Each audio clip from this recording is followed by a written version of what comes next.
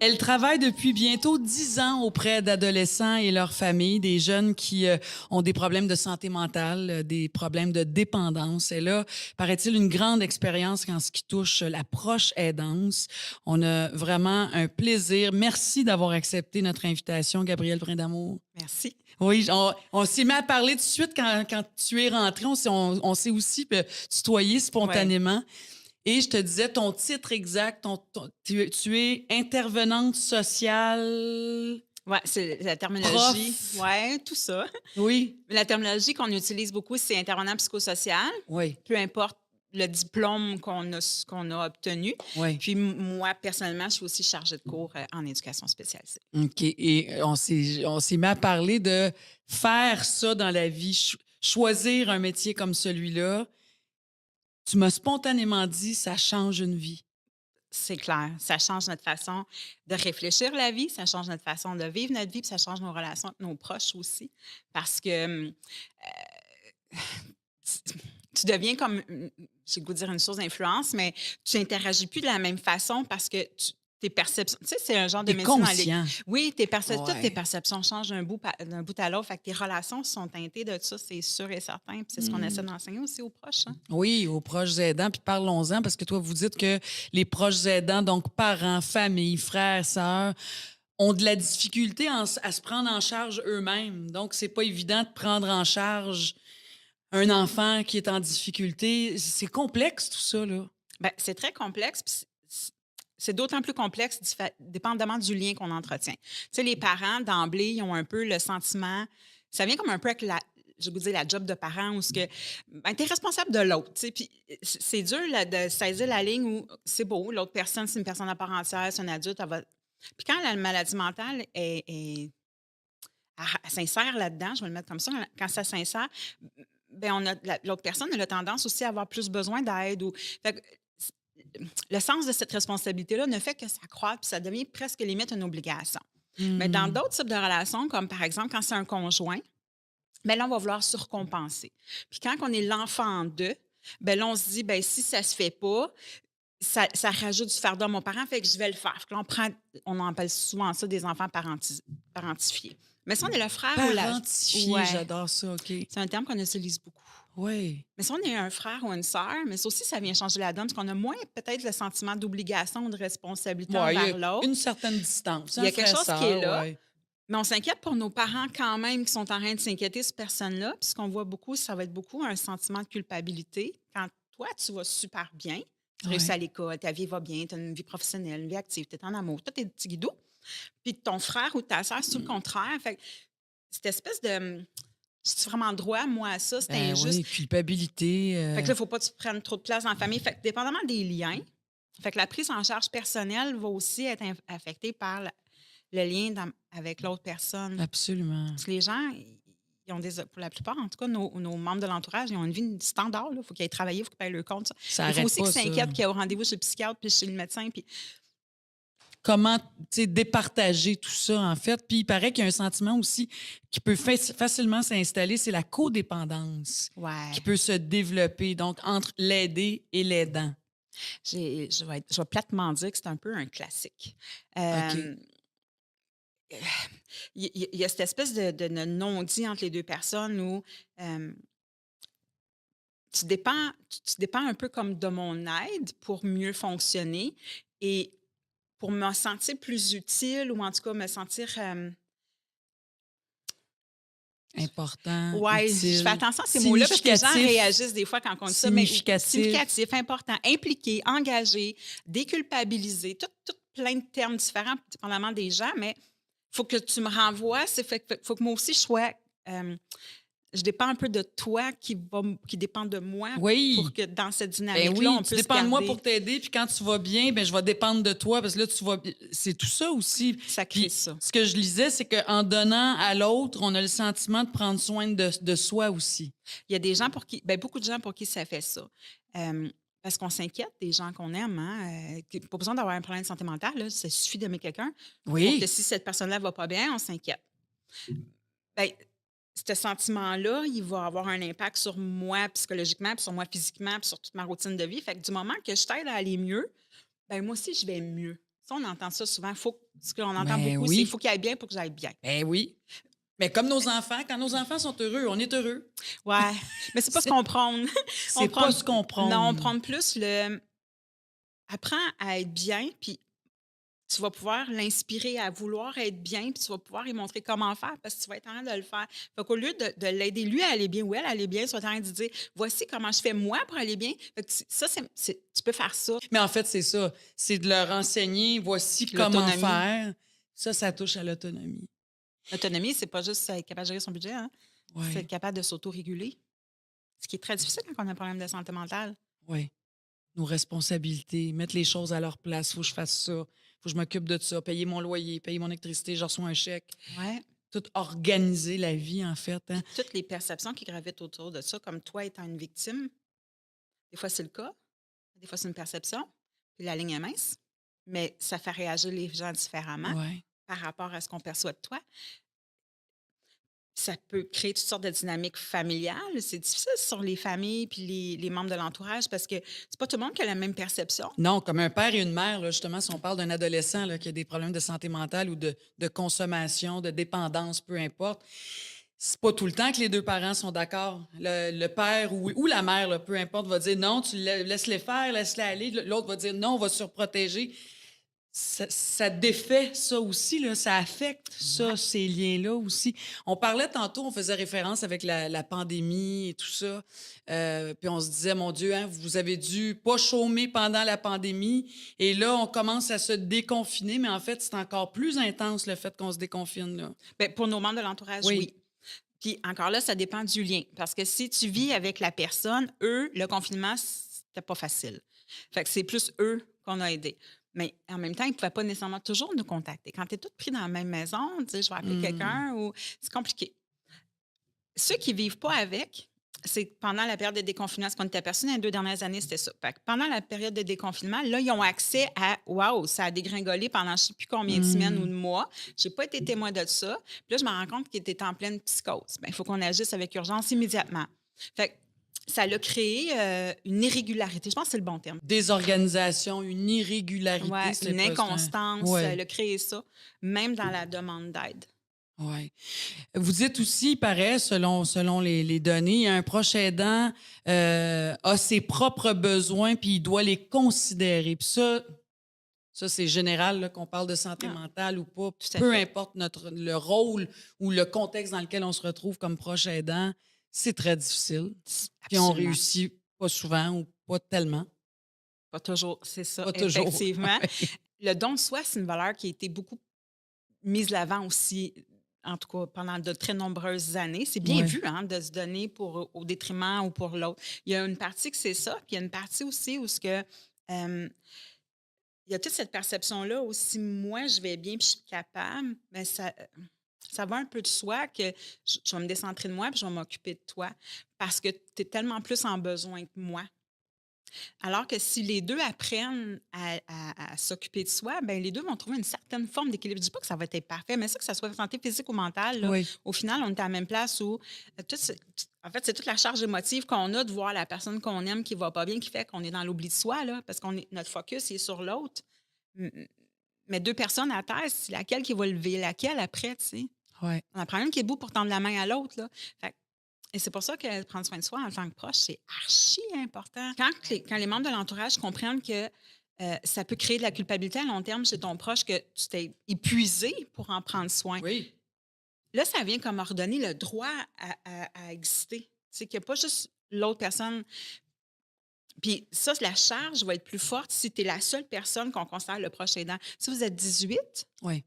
c'est bien différent que si tu es toi.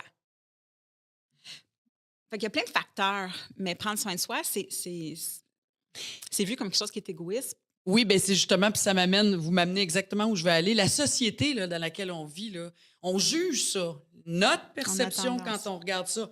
On a beau être en 2022, je pense qu'il y a encore ça. Souvent, et je pense, c'est souvent ce que le monde va penser aussi, hein. On a une sensibilité face à ça. Ce que ma famille va penser que Ouais. justement là, non, j'ai du temps de répit, puis en fin de semaine, je m'en vais dans un chalet avec mon amoureux ou peu importe, ma sœur, mon frère. Puis l'enfant va être à un endroit X, ça peut être chez un frère ou une sœur Mmh. aussi, là, juste ailleurs dans la Tout à famille. fait. C'est beaucoup, hein, on se juge soi, mais on pense qu'on se fait juger aussi, là. C'est comme un cercle Ouais. vicieux. Ben, Ça existe encore, ça ça, existe bien encore, sûr. puis ça Puis est-ce existe qu'on encore. juge comme société? Ça dépend qui. Il y a encore des Ouais, gens qui le font. Il y a des je pense que c'est moins présent qu'avant, mais c'est long de changer une culture collective, hein, ça se fait pas, ouais. Mais tu sais, le fait on parle de plus en plus de ça aussi, hein. Tu sais, oui, la santé tout à fait. mentale, la maladie, on vit dans une société, Dieu merci, qui s'ouvre de plus en plus, puis on a accès à des émissions de Ouais. télé, radio où on parle de ça. Mais de plus en plus, c'est ce qu'on essaie de faire aussi avec notre balado, c'est de dire aux gens, tu as le droit de prendre un temps de répit. Tu dois prendre soin de toi. Ben, c'est tellement parfait. Moi, je te donne le job d'intervenante à soir parce que c'est exact non, mais pour vrai, Ouais. parce que c'est exactement ce qu'il faut qu'on apprenne. On a des droits, nous autres aussi, peu importe t'es qui dans la vie, tu as le droit de prendre soin de toi, puis tu as le droit au plaisir. Ouais, ça, Parce que c'est c'est un dur autre droit, ça, aussi. qu'on a de la misère, tu sais, quand quelqu'un est souffrant autour de toi, là, peu importe c'est quoi sa souffrance, là, ben, tout devient très, très sérieux tout d'un coup. Puis le plaisir, là, c'est comme inapproprié. Puis ça, sur le plan social, on le voit encore. Puis on l'a vu dans la pandémie, là, sans dire qui exactement, là, mais Ouais. c'était très sérieux. Puis là, si tu faisais une blague, c'était vu comme, ou si tu avais du fun, ou si tu dansais, ou c'était vu comme inapproprié parce que les temps sont sérieux. Mais le plaisir, c'est ce qui va venir aussi contrebalancer un peu tout ton flot affectif qui est comme juste vraiment trop lourd. On ne se Ah donne pas oui. le droit au plaisir. Fait que le droit au repos, le droit au plaisir, c- c'est difficile parce que Tout tout ce est qui fait qu'on pense à sérieux. soi, hein, en tout cas, c'est comme ça que c'est perçu. Ouais. Tu pas le droit de penser à toi, peu importe. Parce Ben, que lui ou elle souffre, c'est puis la vieille, vieille c'est humain, philosophie là, ouais. qui. Mais c'est humain. C'est C'est humain, c'est humain de penser ça. essentiel. Ben oui, hein. C'est humain de penser que c'est pas correct, mais en même temps, c'est humain d'avoir c'est des besoins, C'est hein? essentiel. C'est le C'est mot que des tu as besoins. utilisé, effectivement. L'évolution au niveau de l'offre de services, veut pas, là, on parle de santé mentale en Mmh. fait, là, fait qu'il faut davantage diversifier les offres de services. Ça fait, bon, une dizaine d'années, mais je pense que ça fait très longtemps que tu es dans le Ouais. milieu. Est-ce que toi, tu as vu, c'est quoi, Gabrielle, l'évolution que tu as vue à ce niveau-là, là? Toi, dans ton milieu, toi, les outils que tu as, toi, pour aider les familles à s'aider ou pour équiper les familles, en fait? Ben, il y a eu beaucoup de choses au fil des ans, là, Oui. tu sais, ça se développe, ça évolue beaucoup. Puis plein de gens qui ont une belle visibilité, comme plein d'artistes qui ont des belles visibilités, qui en parlent ouvertement. Ça aussi, ça fait une grosse différence parce que ça déstigmatise. Fait que Ouais. ça, une des choses qui a beaucoup évolué, c'est qu'on est beaucoup plus en prévention qu'en intervention. Bon, on fait les deux, mais on se rend compte que prévenir, ça marche pour vrai, c'est important. Ouais. Puis, on commence à diversifier l'offre de services. Tu sais, longtemps, on a pensé, santé mentale, ça prend un psychiatre. Oui, parfois. Puis Oui, parfois, pas pas qu'un systématiquement, mais psychiatre, non. parfois pas nécessairement. Est-ce que ça prend qu'un psychologue? Ben, parfois non, Un tu sais. médecin, parfois Parfois oui. un médecin, parfois un Une éducateur spécialisé, médication, parfois un ici, parent ouais. aidant. Tu sais, il y a tellement de gens qui ont des expertises différentes. Puis ça, c'est ce qui évolue le plus, je pense, depuis les... Tu sais, des organismes comme le nôtre, ça fait 30 ans que ça existe. Puis je pense que c'est une des choses qui évolue, c'est qu'on commence à comprendre c'est quoi, premièrement, les organismes communautaires. Puis les organismes communautaires se sont professionnalisés aussi. On n'est plus juste dans le père aidant, on est beaucoup dans. Il y a plein de différents professionnels qui travaillent dans ces organismes-là, qui offrent une forme d'intervention qui diffère du réseau, puis qui est complémentaire. C'est pas, faut-tu qu'il y ait là ou là, faut C'est probablement qu'il y ait tout partout, complémentaire, ça, finalement. j'aime ça, c'est Oui. C'est complémentaire. complémentaire. Puis quand on va adopter cette prise de position-là, je pense que ça va faciliter la vie de beaucoup, beaucoup de gens. Ouais, C'est ce ouais. que je Puis pense. c'est d'encourager davantage, parce que oui, notre système de santé, on parle de nos gouvernements, je veux dire, il y a des services qui sont là, mais Mhm. tous ces autres services connexes-là Oui, doivent de plus en plus, ou en tout cas, doivent travailler de pair, tout à hein, fait. doivent travailler de pair. Puis on parle, moi, les médecins que j'ai rencontrés dans ma vie ces dernières années, tous me disent, tu sais, que la proche aidance, c'est pas mal le futur de notre système de santé. Puis je dis toujours, quand tu es malade, c'est chez vous que tu veux être. Fait, tu ne veux pas être dans un lit Tout à d'hôpital de fait. toute façon. Fait qu'il faut maximiser ça puis travailler ensemble, Tout en à fait, fait. hein, Sans sans déplacer un fardeau. C'est ça l'enjeu, sans hein. déplacer un Ben, fardeau. c'est l'enjeu à mon avis, parce que si tout repose sur le proche aidant, ben, le proche aidant est la personne suivante qui cogne à la porte à l'hôpital et là, on tourne en rond. Fait que sans faut pas déplacer ben, le fardeau, c'est pas le bon terme. Faut pas déplacer la charge. Faut la redistribuer, c'est bien différent. Puis cette personne-là aussi, elle va avoir besoin de soutien parce qu'elle a ses propres enjeux, puis elle a les enjeux de l'autre, puis elle a les inquiétudes, puis elle sait pas trop comment s'y prendre, puis c'est pas son métier, puis tu sais, on met tout ça ensemble. Fait que là, Ouais. elle a un sentiment d'imposteur, puis elle a peur de mal faire, puis il y a comme plein de d'émotions de prix. Fait que chacun a besoin de l'aide pour arriver à ce que cette personne-là, elle soit chez elle quand elle en a besoin. Oui, puis tu sais, comme le grand problème, je pense, de tous les proches aidants, on a tous fait ça ou on va tous faire ça, c'est de penser qu'on peut porter tous les chapeaux. C'est impossible. C'est Je suis inhumain. pas une psychologue. Mais c'est Je- inhumain. Et c'est inhumain, mais je n'ai pas les compétences. Non. Fait C'est que pas même si nécessaire. je veux. Non, mais tu sais, au départ, on a eu, nous, ici, là, des témoignages où il y a juste moi qui peux s'occuper de ma fille. Ouais, Il y a juste moi qui pouvais s'occuper de ma mère. Elle voulait pas que personne d'autre s'en occupe. J'étais sa fille. Je suis. Oui. Mais moi, je me dis, puis je l'ai appris, oui, par mon expérience personnelle, mais quand on veut être adéquat ou à la hauteur ou du mieux qu'on peut être comme proche aidant, c'est aussi d'avoir la capacité d'aller se chercher de l'aide. Parce qu'on va juste être meilleur. Puis Tout ça à va fait. nous dégager de certaines responsabilités que de toute façon, on ne sait pas quoi faire. Mais dans notre vrai rôle d'accompagnement, d'écoute, dans le reste de la Mhm. job qu'il y a à faire, on peut juste être meilleur à quelque part. Ah, Hein? puis il manquera pas d'ouvrage, même si on délègue un peu, là. Oui, c'est c'est bon, ça manquera Ça, pas c'est sûr et d'ouvrage. certain. Puis, mais ça demande quand même un exercice d'humilité, hein, être capable de faire ça, parce que c'est reconnaître ses limites. Oui. Puis on veut pas s'en donner en proche aidance parce qu'on veut. Ben, en général, je goûte, tu sais.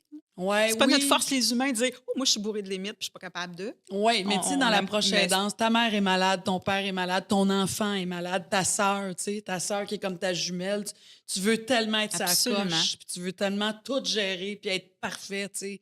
C'est impossible, ça n'existe pas, mais ça prend du temps des fois à le comprendre, puis il Ouais. faut essayer de le comprendre parce que ça sauve du temps, puis ça sauve des santé aussi, hein. Santé mentale et Ouais, physique. mais ils vont ensemble, là, Ouais. de toute façon.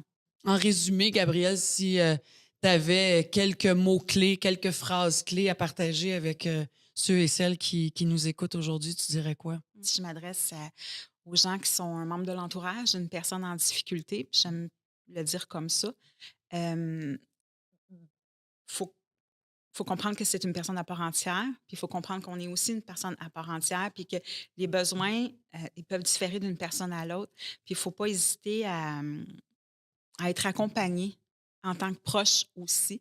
Parce que en tant que proche, moi aussi, j'ai des émotions, puis moi aussi, j'ai des besoins. Puis si Mm. j'en fais fi, ben, je deviens la personne qui a besoin, puis ça finit plus de finir. Ça, c'est le message que j'aurais à passer aux proches.